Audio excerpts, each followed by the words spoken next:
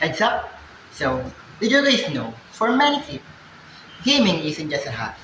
It is a way to connect, learn, and express creativity. It also brings people together from different places.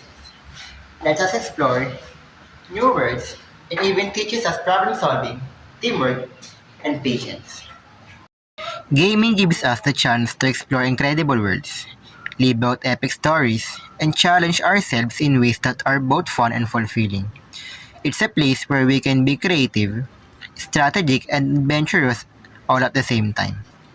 It also teaches us skills that go far beyond the screen: teamwork, problem solving, patience, focus, and even resilience.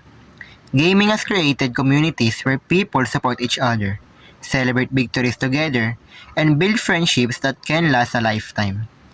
Whether you're a casual player looking to relax after a long day, a competitive gamer pushing your limits, or someone who simply enjoys discovering new experiences, gaming has something special for you.